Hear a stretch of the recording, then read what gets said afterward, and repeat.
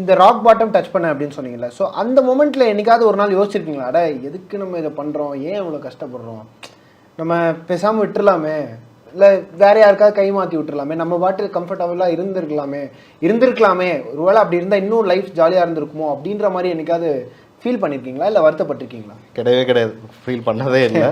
ஏன்னா என்னோட concept live as an entrepreneur, die as an entrepreneur தான். கடைசி வரைக்கும் ஃபைட் பண்ணணும், அவ்வளோதான். முடியாத அந்த சோர்ஸே இல்லாத சுச்சுவேஷன்லேயே நாங்கள் எல்லாத்தையும் சரி பண்ணி திருப்பி ஒரு ஃப்ரெண்டு கிட்ட போய் பாரோ பண்ணி மார்க்கெட்டிங் பண்ணி தான் சேல்ஸை ரிவைவ் பண்ணோம். முடிஞ்ச வரைக்கும் ஃபைட் பண்ணணும், அதுதான் என்னோட. இங்கே சண்டை செய்யணும், அவ்வளோதான். ரைட். ஸோ இந்த ஹாண்டடுக்கு அப்புறமா அடுத்த பரிமாணம் சோழன் மெஸ் அப்படின்றது ஒரு புது வெஞ்சர். ஆமாம். ஸோ அந்த வெஞ்சருக்கான ஐடியா எப்படி தோணுச்சு? ஓகே, ஸோ ஹாண்டட் வந்து அதுலேருந்து நான் கனெக்ட் பண்ணி சொன்னால் உங்களுக்கு புரியும். ஸோ ஹாண்டட் வந்து ரிவைவ் பண்ணிட்டோம், சேல்ஸ் இம்ப்ரூவ் ஆகிடுச்சு, பிரேக் ஈவன் பண்ணிட்டோம். பிரேக் ஈவன்னா சேலரி அண்ட் ரெண்டல் இந்த மாதிரியான விஷயங்கள்லாம் கொடுக்குற அளவுக்கு சேல்ஸ் வந்து வளர்ந்துருச்சு. ஆனால் ஒரு 80 லட்ச ரூபா ஏற்கனவே கடன் வாங்கியிருக்கோம், அதுக்கு மேலேயும் கடன் வாங்கியிருக்கோம். இப்போ அதுக்கெலாம் மாதம் வட்டி கட்டணும் இல்லையா, அது ஒரு பெரிய தனி ஒரு எக்ஸ்பென்ஸாக இருந்துச்சு. அப்போ நானும் என் ஒய்ஃபும் உட்காந்து என்ன 2 பேரும் மியூச்சுவலாக டிசைட் பண்ணோன்னா, இது ஒரு பெரிய பிஸ்னஸ், இதில் வந்து ரெஸ்பான்சிபிலிட்டி 2ஆக பிரிச்சுக்கலாம். She will take care of all the operations, அதாவது இந்த பிஸ்னஸ் வந்து ப்ராப்பராக ரன் பண்ணி ஆப்ரேஷன்ஸை வந்து கரெக்டாக இது பண்ணி இந்த சேல்ஸ் கொண்டு போயிட்டு இருக்கிறது ஹர் ரெஸ்பான்சிபிலிட்டி. என்னோட ரெஸ்பான்சிபிலிட்டி இந்த கடனுக்கான அந்த இஎம்ஐ, இந்த வட்டி இதெல்லாம் கட்டுறதுக்கு நான் வெளியிலேருந்து somehow I will earn money அப்படிங்கிற மாதிரி ஒரு பிளான் பண்ணியிருந்தோம்.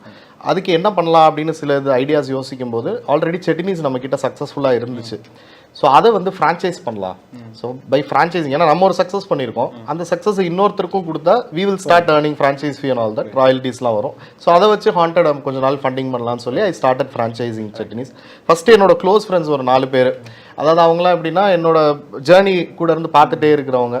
ஸோ அவங்களாம் என்கிட்ட ஐடியாஸ் யூஸ்வலாக கேட்டுகிட்டே இருப்பாங்க, ஏதாவது பண்ணணும் சொல்லுங்க அப்படின்னு சொல்லி கேட்பாங்க. அப்போல்லாம் எனக்கு ஃப்ரான்ச்சைசிங் ஐடியா இல்லை. எனக்கு வந்த உடனே அவங்கள்ட்ட போய் கேட்டேன், ஃப்ரான்ச்சைஸ் எடுத்துக்கிறீங்களான்னு கேட்ட உடனே டு மை சர்ப்ரைஸ் 4 பேருமே அந்த 1 வீக்கில் சைன் பண்ணாங்க ஃப்ரான்ச்சைஸ். ஆமாம். அப்புறம் அவங்க 4 பேரோட அவுட்லெட்ஸ் நல்லா சக்ஸஸ்ஃபுல்லாக போனதுக்கப்புறம் ஃப்ரான்ச்சைஸ் இந்தியாங்கிற கம்பெனியில் ரெஜிஸ்டர் பண்ணோம். அது மூலமாக நிறைய ஃப்ரான்ச்சைஸ் என்கொயரிஸ் வந்துச்சு. we opened 15-16 outlets. ஸோ இதெல்லாம் வச்சு தான் ஹாண்டடுக்கு வந்து I was able to fund it until அந்த லோன்ஸ் இதெல்லாம் முடிகிற வரைக்கும் கொண்டு போனோம். அப்புறம் ஒன் பாயிண்ட் ஆஃப் டைமில் ஹாண்டட் வந்து டேக் ஆஃப் ஆகிடுச்சு, நல்ல ப்ராஃபிட்டபுளாக. My wife was entirely managing it. இந்த பக்கம் என்ன ஆயிடுச்சுன்னா, செட்டினீஸில் நாங்கள் பண்ண சில தப்புகளால் சில அவுட்லெட்ஸ்லாம் அப்படியே ஷட் டவுன் ஆக ஆரம்பிச்சு. கிட்டத்தட்ட லாக்டவுனில் வந்து most of the outlets were shut down. So again ஒரு ஃபாலிங் ஃபேஸ் தான். பட் ஹாண்டட் நல்லா சக்ஸஸ்ஃபுல்லாக கிரியேட் பண்ணிட்டோம். இதெல்லாம் போயிடுச்சு. I became jobless.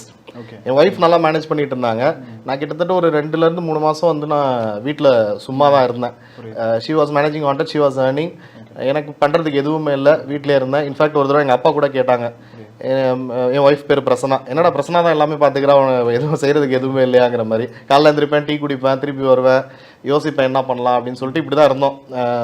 அதுக்கப்புறமேட்டு one day I decided, okay அடுத்து நம்ம க்ரோத் பார்க்கணும், எதாவது பண்ணணும் அப்படின்னு சொல்லிட்டு இந்த தடவை ஒரு நல்ல ஒரு பெரிய ஒரு பிராண்டு ஒன்று க்ரியேட் பண்ணணும்.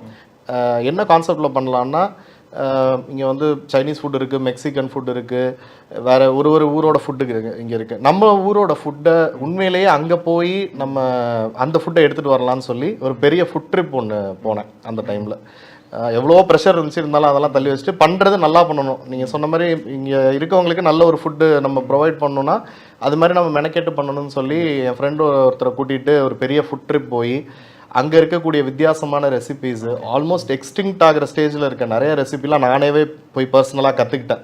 சில மாஸ்டர்ஸ் எல்லாம் ஃப்ரெண்டு பிடிச்சி, சில பேர் சொல்லிக் கொடுப்பாங்க, சில பேர் சொல்ல மாட்டாங்க. பட் என்னென்னலாம் வித்தியாசமாக இருக்குது அப்படிங்கிறது எனக்கு அது ஒரு பெரிய அனுபவமாக இருந்துச்சு அந்த ஃபுட் ட்ரிப். இதுதான் R&D ஒரு பிஸ்னஸ்க்கு. ஸோ அந்த R&D பண்ணதில் எனக்கு ஒரு பெரிய இது. அதை எடுத்துகிட்டு வந்து இங்கே சோழன் மெஸ்ன்னு ஸ்டார்ட் பண்ணோம். இங்கே ஒரு கான்செப்டில் ஒரு ரெட்ரோ தீமில் பண்ணோம். பழைய ஃபுட்டு பழைய ஒரு கான்செப்டில் பண்ணலாம் அப்படிங்கிற மாதிரி பண்ணோம். Huge success. இன்ஃபேக்ட் சோழன் மெஸ்ஸில் வந்து சண்டே வந்து சாப்பிட்றதுக்கு பெரிய பெரிய கவர்மெண்ட் அஃபிஷியல்ஸ், ஆஃபீஸர்ஸ்லாம் டேபிளுக்கு வந்து எங்ககிட்ட ரெக்கமெண்டேஷனுக்கு வராங்க. அந்த அளவுக்கு வந்து we have made it a huge success.